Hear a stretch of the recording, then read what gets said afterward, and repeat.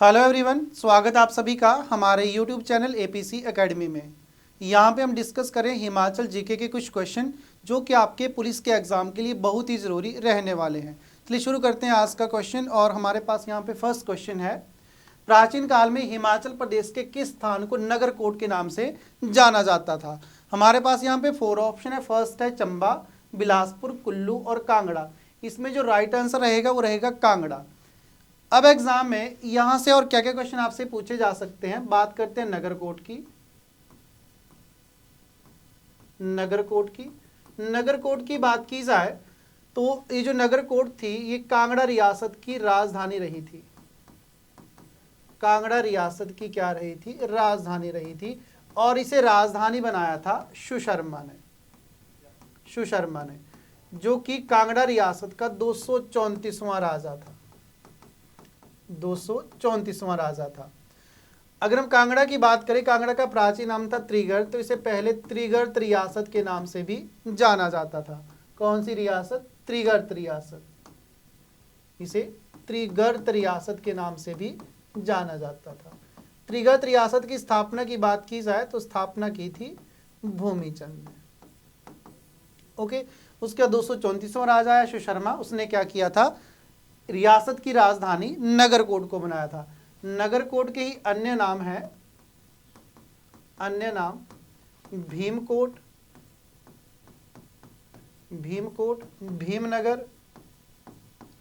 भीमनगर और सुशर्मापुर।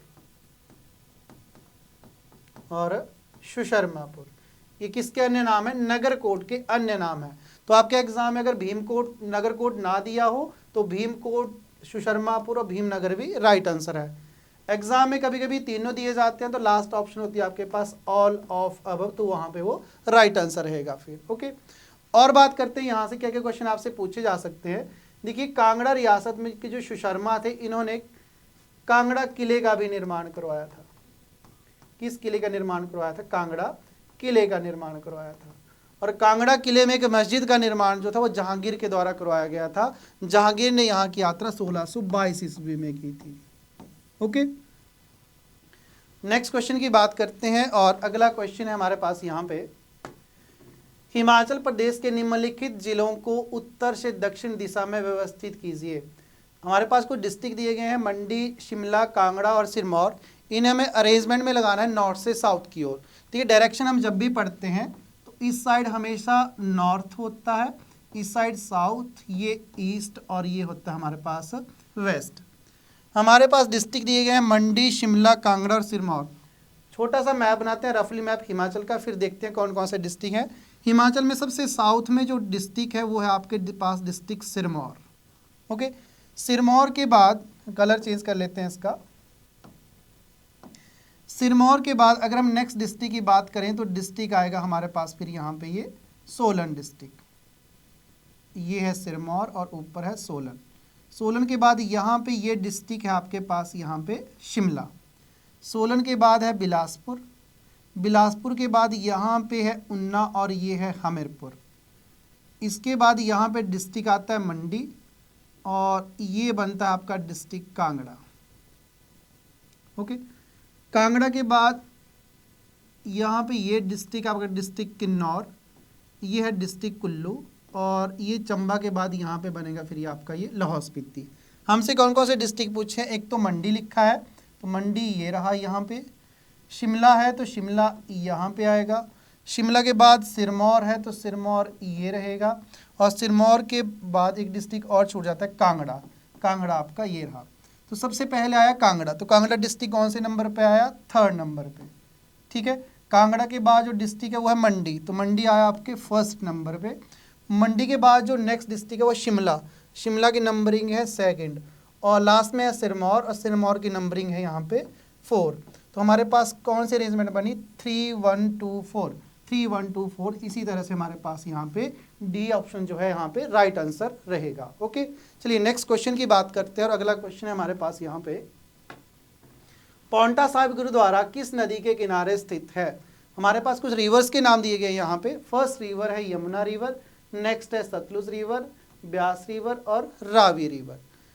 जो पौंटा साहिब गुरुद्वारा है वो है हमारे यमुना नदी के किनारे स्थित है। यमुना नदी की बात की जाए तो यमुना नदी की जो कुल लंबाई है वो है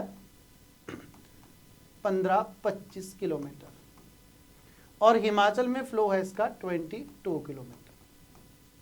सतलुज नदी की कुल लंबाई की बात की जाए 1448 किलोमीटर है, हिमाचल में फ्लो है 320 किलोमीटर। ब्यास रिवर की कुल लंबाई की बात की जाए 460 किलोमीटर है, हिमाचल में फ्लो है 256 किलोमीटर।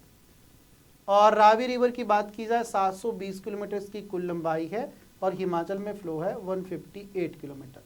ध्यान रखेंगे ये जो यमुना नदी है हिमाचल में बहने वाली सबसे छोटी नदी है। हिमाचल प्रदेश में बहने वाली सबसे छोटी नदी, सबसे छोटी नदी कौन सी आएगी? यमुना रिवर। और जैसा कि यहाँ पे लिखा है कितना किलोमीटर बहती है? 22 किलोमीटर सतलुज नदी जो है वो हिमाचल प्रदेश में फ्लो करती है। ओके, अगर आपसे पूछा जाए हिमाचल प्रदेश में बहने वाली सबसे लंबी नदी,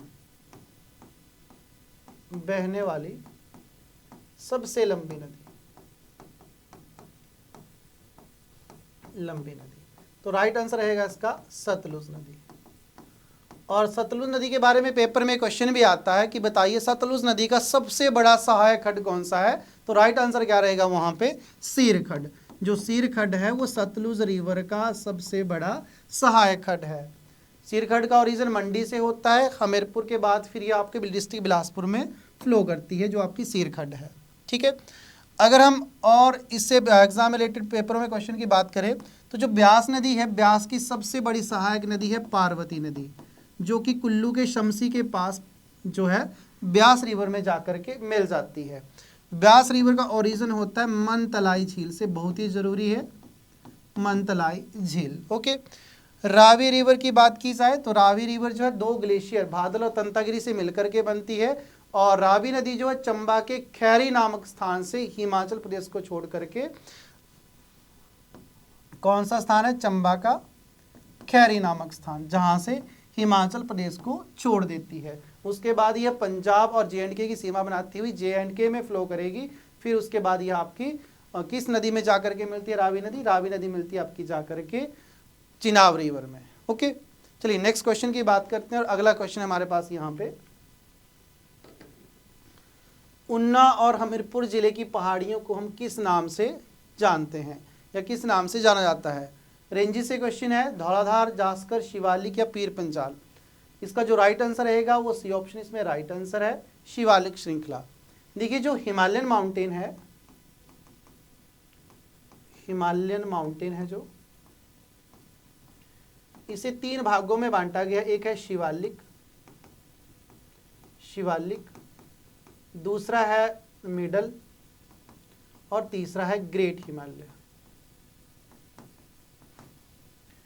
ग्रेट हिमालय, शिवालिक को हिंदी में शिवालिक ही बोलेंगे। शिवालिक के बाद ये है मध्य हिमालय, ये है महान हिमालय। अब हिमालय के इन्हीं श्रेणियों में हिमाचल प्रदेश के कुछ श्रेणियां पड़ती हैं, तो शिवालिक में आएगी शिवालिक श्रेणी। हिमाचल प्रदेश के शिवालिक श्रेणी आती है शिवालिक हिमालयन माउंटेन में।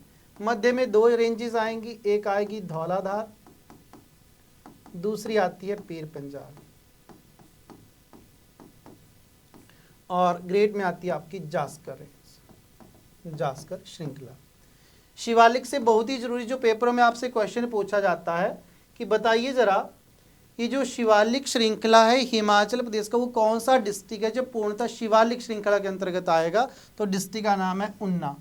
ऊना पूरे हिमाचल प्रदेश में एकमात्र ऐसा जिला है जो कि पूर्ण रूप से शिवालिक पर्वत श्रृंखला के अंतर्गत आता है।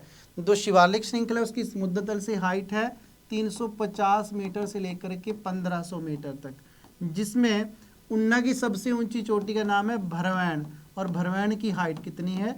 1200 मीटर। इट मीन्स कि आपकी ये जो ऊना है वो पूर्णतः किस में पड़ा? आपका शिवालिक रेंज में पड़ा। शिवालिक से पेपरों में और क्या क्वेश्चन पूछा जा सकता है? इसके अन्य नाम, शिवालिक का नाम है मैनाक या मानक पर्वत, मैनाक या मानक पर्वत के नाम से भी इसे जाना जाता है। इसे शिव की जटाएं भी कहा जाता है, शिव की जटाएं भी बोला जाता है। धौलाधार की बात की जाए तो धौलाधार को मौलाक पर्वत के नाम से जानते हैं और इसका सबसे अधिक क्षेत्र जो है डिस्ट्रिक्ट कांगड़ा में पड़ता है। किस नाम से जानते हैं? मौलाक पर्वत। जो आपके पेपरों में और अन्य क्वेश्चन यहाँ से पूछे जा सकते हैं, हम उन्हीं की बात कर रहे हैं। और पीर पंजाल रेंज की बात की जाए तो पीर पंजाल रेंज का सबसे अधिक क्षेत्र पड़ता है आपके डिस्ट्रिक्ट चंबा में पड़ता है। ठीक है जी, चलिए नेक्स्ट क्वेश्चन की बात करते हैं। और अगला क्वेश्चन हमारे पास यहाँ पे, हिमाचल प्रदेश को हिमाचल प्रदेश नाम किस संस्कृत विद्वान के द्वारा दिया गया था? हमारे पास यहाँ पे 4 ऑप्शन है, आचार्य दिवाकर दत्त शर्मा, वाई.एस. परमार, अमृत कौर और स्वामी कृष्णानंद। यहाँ पे जो राइट आंसर रहेगा फर्स्ट ऑप्शन में राइट आंसर है आचार्य दिवाकर दत्त शर्मा, जिसने हिमाचल प्रदेश को हिमाचल नाम दिया था। देखिए हिमाचल नामकरण से संबंधित पेपरों में क्वेश्चन आ सकते हैं कि जहाँ पे ये हिमाचल प्रदेश का नामकरण हुआ था उस वहाँ का जो सभा हुई थी उसकी अध्यक्षता किसने की थी?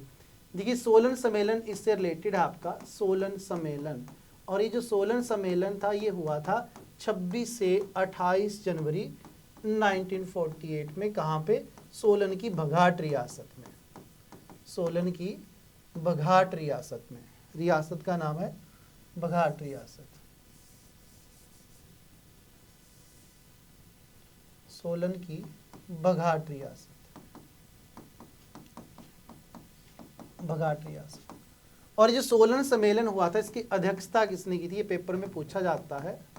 अध्यक्षता की थी दुर्गा सिंह भगाटिया ने, दुर्गा सिंह भगाटिया बोलते हैं उसको, भगाटिया के द्वारा, जो कि बघाट रियासत का सबसे अंतिम राजा था, जो कि बघाट रियासत का अंतिम राजा था। और इसी सोलन सम्मेलन में आचार्य दिवाकर दत्त के द्वारा हिमाचल प्रदेश को हिमाचल नाम दिया गया था। और क्या क्वेश्चन यहाँ से पूछे जा सकते हैं? एक तो वह हिमाचल को हिमाचल नाम किसने दिया था, दूसरा पूछा जा सकता है कि हिमाचल प्रदेश की मांग किसने की थी, डिमांड किसने की थी? तो राइट आंसर आता है हजारा सिंह। उन्ना से बिलोंग करते हैं जिन्होंने हिमाचल प्रदेश की मांग की थी। तीसरा क्वेश्चन यहाँ से पूछा जा सकता है कि बताइए जरा हिमाचल प्रदेश के निर्माता किसको बोला जाता है? हिमाचल प्रदेश का निर्माता की बात की जाए तो वाई.एस. परमार, जो कि सिरमौर से बिलोंग करते थे, वाई.एस. परमार, जिनको हिमाचल प्रदेश का निर्माता बोला जाता है। ठीक है जी, तो ये थे आज के क्वेश्चन। आई होप आपको ये समझ आए होंगे। अगर आपको वीडियो अच्छी लगी हो तो इसे लाइक करें, शेयर करें और हमारे यूट्यूब चैनल को सब्सक्राइब करें। Thank you so much.